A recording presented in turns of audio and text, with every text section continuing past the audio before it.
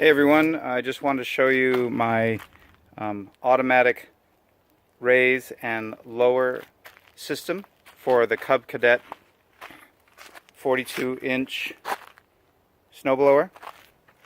You know it works with this arm. It's a manual arm that goes up and down. So what I did is I rigged up a 2,500 pound winch. Of course you don't need that much pressure, but that's pretty much as small as they come if you want something that's going to last. So it's a 2,500 pound ATV winch, and it's underneath and it fixed straight to, it's a little dark, obviously finished my project at night here. It fixed straight to that 1/4 inch steel plate from one of the undercarriage assemblies. That's part of the snowblower attachment. Fits nicely under there, and you can see the electrics are attached. It's got enough clearance, I believe. I haven't used this yet, so it'll be tested out this summer. The roller that comes with the winch, I just removed it from the winch and moved it up to this place, and it's attached directly to this foot pad. I didn't even have to buy bolts. Everything worked, but I did have to drill holes into my new tractor, but I think it's worth it. The clearance is just right in there, so it's not rubbing on the tractor. So when I remove this all for the winter, for the summer, I will remove everything, and there'll be 2 holes, but I'll probably just leave bolts on those holes to keep them protected right there, like a couple of small carriage bolts. So it won't affect the look of the tractor, and we'll kind of keep everything clean.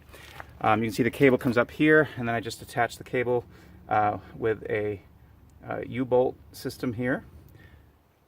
And I may decide to add a piece in here, like a type of carabiner or other type of clamp, so that I can remove that. But I thought I would just keep it clean right now. The whole system isn't compromised. I can operate it by hand if I need to. So for some reason something doesn't work out in the middle of a storm, I can just release that cable and operate this by hand. And over here I had to fix the automatic stop lever, and I didn't disable it. I just clamped it with these ties, and so over here this is permanently pulled out, and so will not engage. And I put this is great, the system actually, the winch comes with an up and down controller that normally you'd put on handlebars of an ATV, and so I'll show you briefly from this angle. When I want this to go down or up, I just press these buttons. So I will now move over into the, and I'll show you the electrics come right through. All the electrics come with the cable, really simple to attach. It comes through here, and I just connect it to the battery. So when I'm sitting on this, normally you'd have to do this by hand, but I'll just reach down onto the handle, which isn't used, of course, during the winter time. This is the mower deck, raise and lower. If I want to raise it, and you'll see the cable will go slack at some point, and then coming on back down,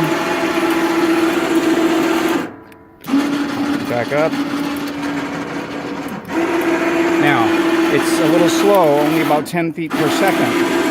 And of course this is a strong winch, so the one safeguard issue is you could crank this down too far and maybe put too much pressure.